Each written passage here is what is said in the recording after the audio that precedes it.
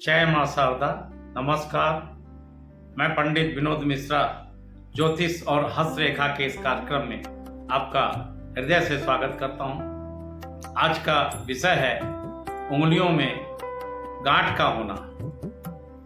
ये गांठें क्या है और हमारे जीवन में इसका क्या प्रभाव पड़ता है, इस पे हम प्रकाश डालते हैं। बिना गांठों के कोई उंगली नहीं बनती। यहाँ कहने का तात्पर्य यह है कि उंगलियां बिना जोड़ के नहीं बनती और ये जोड़ नरम उंगलियों में ये गांठें दिखाई नहीं देती हैं, लेकिन बहुत लोगों के हाथ में ये गांठें फूली हुई होती हैं। इस फूले हुए भाग को ही हम गांठ कहते हैं और प्रत्येक उंगली में 3 पर्व होते हैं ये, और 2 जोड़ से बना होता है।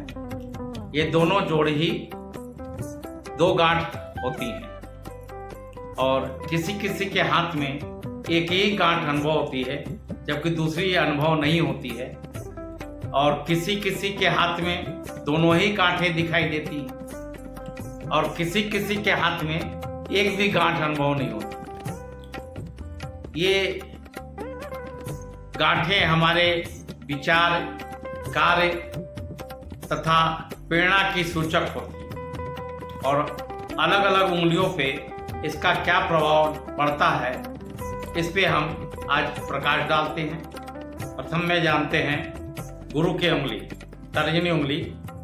अगर इसमें केवल नीचे की गांठ दिखाई दे और ऊपर वाली न दिखाई दे तो ऐसा व्यक्ति मंद बुद्धि का होगा। अगर ऊपर वाली गांठ दिखाई दे और नीचे वाली न दिखाई दे तो ऐसा व्यक्ति चतुर और योग्य अपने कार्य को करने वाला होता है। अगर दोनों ही गांठें दिखाई दे तो ऐसा व्यक्ति जीवन में आलसी और निष्क्रिय बना रहता है। अगर इसके विपरीत दोनों ही गांठें न दिखाई दे तो क्या होगा? तो ऐसा व्यक्ति चतुर, मेधावी, दूरदर्शी और अपने लक्ष्य में सफलता प्राप्त करने वाला होता है। मध्यमा उंगली, शनि की उंगली। अगर नीचे की गांठ फूली हुई हो और ज़्यादा दिखाई दे तो समझ लेना चाहिए कि यह व्यक्ति अपने कार्य में बार बार असफल होता है। अगर ऊपर वाली गांठ ये वाली अगर फूली है और नीचे वाली नहीं फूली है, तो केवल ऊपरी भाग फूला हुआ है, तो ऐसा व्यक्ति दृढ़ निश्चयी होता है और अपने कार्य में असफल होने पर भी हताश या निराश नहीं होता। अगर दोनों गांठें फूली हैं, ये और ये, तो ऐसा व्यक्ति जितनी तेजी से अपने व्यापार में प्रगति करेगा उतनी तेजी से उसका पतन भी हो जाएगा। और दोनों ही गांठें न दिखाई दे, एकदम चिकना हो, तो इसका क्या प्रभाव होगा? ऐसा व्यक्ति धीर, गंभीर और अत्यंत उच्च स्तर का विद्वान और व्यापारी होता है और सैकड़ों लोगों का भरण पोषण करने वाला होता है। अनामिका उंगली, सूर्य की उंगली। अगर इसमें नीचे की गांठ फूली हुई है, गांठ दिखाई दे, तो ऐसा व्यक्ति धर्म के मामले में कमजोर होता है और धार्मिक कार्यों में इसकी रुचि नहीं के बराबर होती है। अगर ऊपर वाली गांठ फूली हुई दिखाई दे तो ऐसा व्यक्ति धर्म भीरू तथा कमजोर दिल वाला होता है। अगर दोनों गांठें फूली हैं तो ऐसा व्यक्ति धर्मद्रोही और समाजद्रोही होता है। इनके जीवन में धर्म और समाज का कोई महत्व नहीं होता। पूर्णतः स्वार्थी होते हैं और अपने हित साधने में लगे रहते हैं।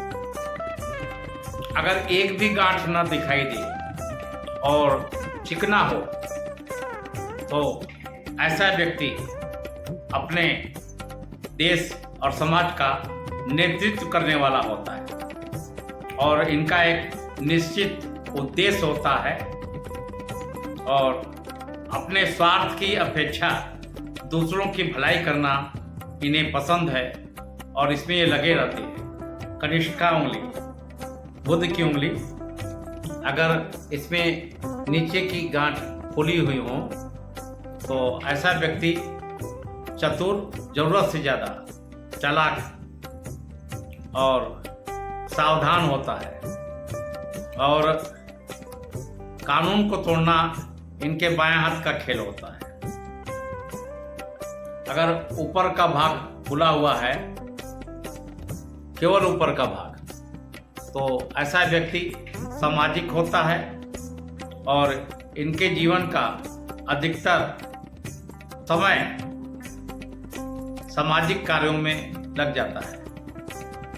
अगर दोनों ही गांठें फुली हुई हो, ये और ये, तब कैसा होगा?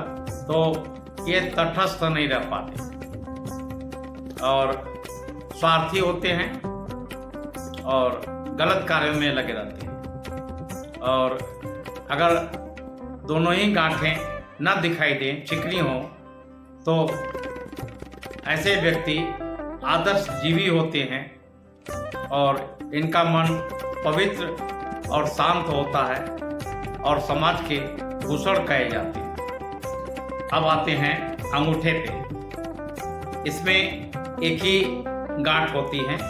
अगर ये गांठ दिखाई दे तो ऐसा व्यक्ति कमजोर दिल वाला होता है और अपने काम के प्रति उदासीन रहता है। अगर एक भी गांठ न दिखाई दे, चिकनी हो, तो ऐसा व्यक्ति दृढ़ निश्चयी होता है और इनके अंदर अपने कार्य के प्रति अटूट आस्था होती है और जो भी काम एक बार मन में ठान लेते हैं उसे पूरा करके ही छोड़ते हैं। इनके अंदर दृढ़ता, प्रबल इच्छा शक्ति और कार्य में अटूट आस्था होती है और देश और समाज को नेतृत्व देने में सक्षम होते हैं और सफल होते हैं। आज का वीडियो यहीं समाप्त करते हैं और आपसे एक निवेदन है कि अभी तक आपने हमारे चैनल को सब्सक्राइब नहीं किया है तो सब्सक्राइब करें, बेल आइकन बटन को दबाएं जिससे कि हमारा हर वीडियो आप तक पहुंच जाए और लाइक करें, शेयर करें और कमेंट्स करें। कमेंट्स में जय मां शारदा लिखना न भूलें और आप सब खुश रहें, खूब तरक्की करें, प्रसन्न रहें। धन्यवाद। जय मां शारदा।